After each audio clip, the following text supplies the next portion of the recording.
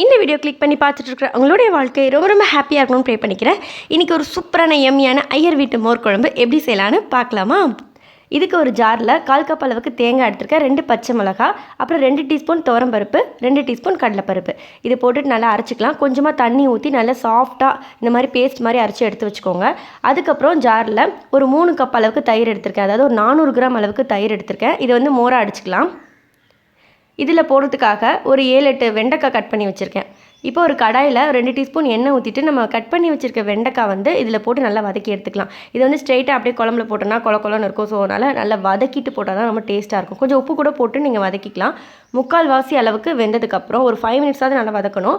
1/4 வாசி அளவுக்கு வெந்ததுக்கப்புறம் ஒரு தட்டில் ட்ரான்ஸ்ஃபர் பண்ணிவிட்டு அதே கடாயில் இன்னும் ஒரு 2 டீஸ்பூன் எண்ணெய் ஊற்றிட்டு கடுகு, ஒரு 2 டீஸ்பூன் கடுகு, 1 டீஸ்பூன் சீரகம், அப்புறம் ஒரு 3 காஞ்ச மிளகா, அப்புறம் கொஞ்சமாக கருவேப்பிலை, பெருங்காயத்தூள் போட்டு தாளிச்சிக்கலாம். இப்போ மோர் குழம்புக்கு வந்து இதில் தாளிச்சிடலாம்.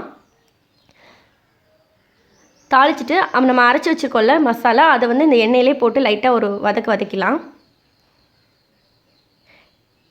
அப்படியே தேங்காய் சட்னி தாளிக்கிற மாதிரி இருக்குது பார்க்குறதுக்கு.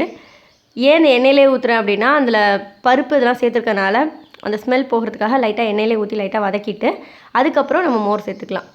இப்போ இதில் வந்து மோர் குழம்புக்கே ஒரு கலர் கொடுக்குற சூப்பரான ஒரு எல்லோ கலர் கொடுக்குற மஞ்சள் தூளை சேர்க்க போகிறேன்.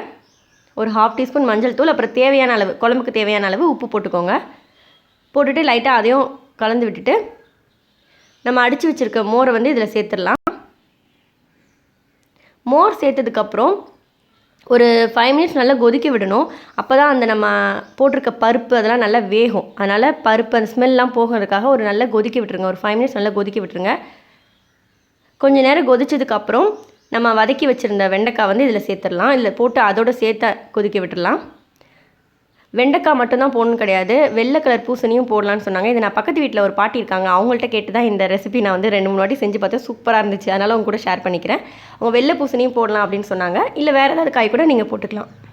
இப்போ கொஞ்சமாக கொத்தமல்லி தழை தூவி இறக்கிடலாம். ஒரு கொஞ்சம் திக்னஸ்லாம் அப்படியே நல்லா திக்காகி நல்லா வற்றி வரும்போது நம்ம இறக்கிடலாம். இது கொஞ்சம் ஆறுனதுக்கப்புறம் பாருங்கள், நாங்கள் சாப்பிட்டுட்டு இருக்கும்போது உங்களுக்கு காட்டுறேன். நல்லா திக்காகிடும், சூப்பராக இருக்கும், செம்ம டேஸ்ட்டாக இருக்கும். உங்களுக்கே குழம்பு இருக்காது, அந்தளவுக்கு டேஸ்ட்டாக இருக்கும். எல்லோரும் ஊற்றி சாப்பிடுவாங்க.